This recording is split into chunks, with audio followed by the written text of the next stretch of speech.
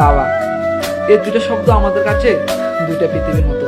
আমরা সবাই আমাদের বাবাকে অনেক বেশি ভালোবাসি, কিন্তু কখনো তা বলাই উঠতে পারি না।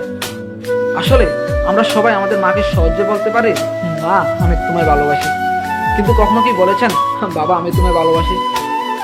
আমরা অনেক সময় আমাদের বাবার কাছে অনেক ইচ্ছে পূরণের দাবি জানাই, কিন্তু কখনো কখনো বাবা তা না করে দেয়। তার ফলে আমাদের মনে হয় বাবা আমাদেরকে ভালোবাসেন না।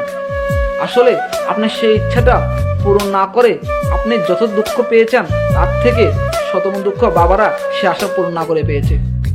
বাবারা তার সন্তানের প্রতি ভালোবাসা প্রকাশ করতে পারে না, শুধু নীরবে ভালোবেসে যায়। বাবারা স্বপ্ন দেখে না, তার সন্তানের স্বপ্ন পূরণ করতে ব্যস্ত থাকে। তার সন্তানের কাছে বাবারা হলেন সবসময় হিরো।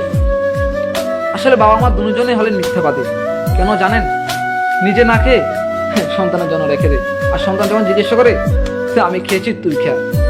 আসলে জীবনে চলার পথে আমরা সবাই আমাদের বাবাকে অনেক বেশি ভালোবাসি, কিন্তু তা কখনো বলা হয়ে উঠতে পারি না। আমরা তা কখনো অনুভব করি জানেন? বাবা মারা যাওয়ার পর। আশেপাশে খোঁজ নিয়ে দেখেন, যাদের বাবা নেই তাদের কখনো ইচ্ছা করে বলতে পারে না বাবা আমি তোমায় ভালোবাসি। এই জন্য বাবা মারা যাওয়ার পরে নয়, বাবা মারা যাওয়ার আগে গিয়ে বাবার বাসায় গিয়ে দাঁড়ান, বলেন বাবা আই লাভ ইউ বাবা, আই লাভ ইউ বাবা।